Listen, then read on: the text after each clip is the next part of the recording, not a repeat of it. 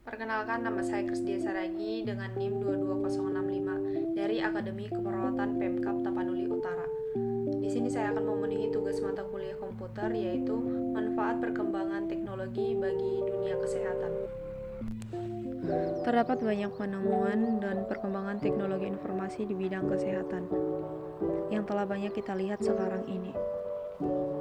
Yang akan saya jelaskan pada hari ini adalah teknologi pada alat rekam medik dan juga teknologi di era digital.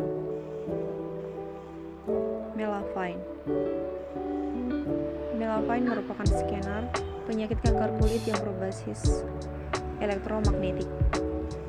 Alat ini berfungsi sebagai detektor yang mampu membedakan tahi lalat yang tidak berbahaya dengan tahi lalat yang terindikasi sebagai kanker kulit yang berbahaya atau disebut dengan penyakit melanoma. Dengan tingkat akurasi 98, Melavine juga dapat memangkas jumlah tindakan biopsi yang tidak diperlukan hingga 90. Melavine menggunakan software berbasis pencitraan optik dan analisis data yang memungkinkan analisis non-invasif. Dari 0 sampai 2,5 mm di bawah kulit. Data yang dikumpulkan digunakan untuk menentukan rencana biosis. Cara kerja alat ini ialah dengan memanfaatkan teknologi fotografi serta menggunakan gelombang elektromagnet sebagai alat untuk mengidentifikasi penyakit tersebut. Kemudian data yang didapatkan dicocokkan dengan sekumpulan data.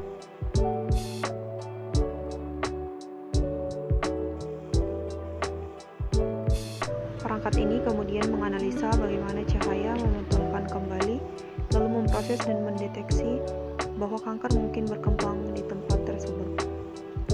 Hanya dalam 1 menit, alat ini dapat menganalisa sebuah informasi yang diterimanya dan menghitung kemungkinan bahwa tumor bisa berkembang.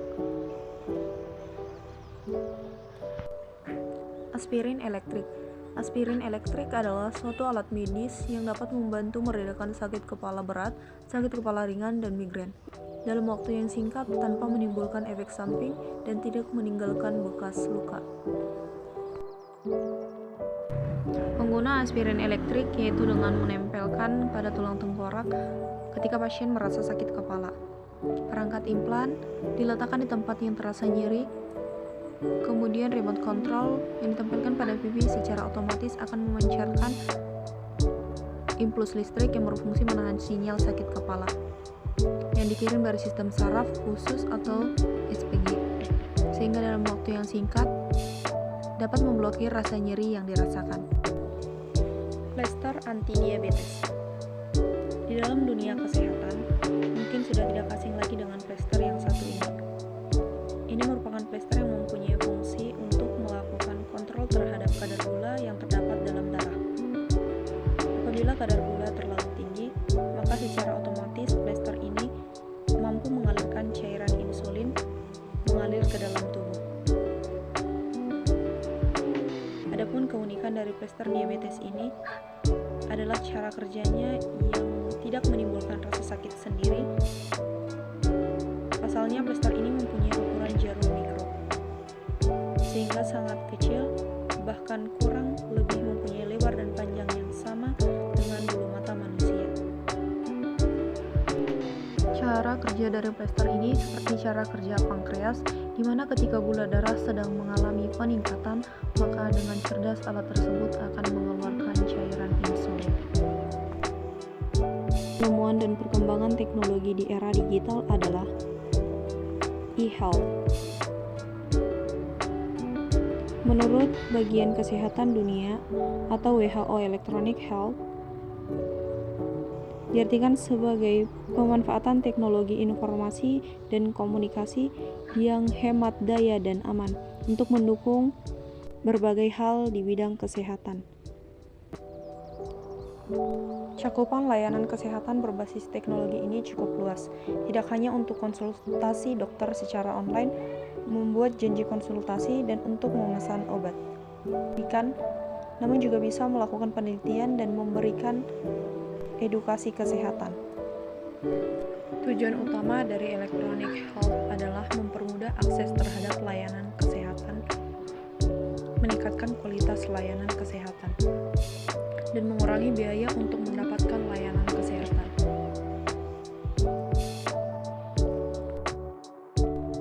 Di Indonesia sendiri, sistem layanan tersebut sudah banyak diterapkan. Telemedicine. Pada tahun 2010, Badan Kesehatan Dunia (WHO) mendefinisikan pengertian telemedicine sebagai pelayanan kesehatan yang diberikan oleh petugas kesehatan menggunakan teknologi informasi dan komunikasi untuk mendiagnosis, mengobati, mencegah, dan mengevaluasi kondisi kesehatan seseorang yang berada dalam kondisi yang jauh dari fasilitas kesehatan. Awalnya pengobatan jarak jauh ini dilakukan dengan teknologi sederhana. Misalnya, perawat di fasilitas kesehatan daerah terpencil melakukan konsultasi dengan dokter di rumah sakit di sebuah kota besar melalui telepon atau SMS.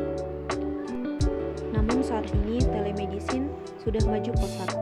Salah satu contohnya adalah dokter dapat membaca hasil rekam jantung atau hasil ultrasonografi pasien melalui aplikasi atau website, tanpa harus bertemu langsung dengan pasien yang bersangkutan, memantau kadar gula darah pasien, diabetes mellitus, tanpa harus berjumpa dengan pasien tersebut setiap hari.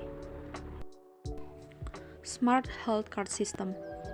Kapasitas penyimpanan yang besar dari Smart Health Card System dan kemampuan pemrosesan yang sangat baik membuatnya menjadi pilihan ideal untuk implementasi dalam sistem perawatan kesehatan. Smart Health Card System memiliki head mikroprosesor yang memungkinkan untuk menyimpan informasi. Smart Health Card System berisi data identifikasi dengan menggunakan foto dan PIN. Hal ini untuk menghindari risiko penyalahgunaan. Smart Health Card System menyediakan penyimpanan yang aman dari file pribadi pasien.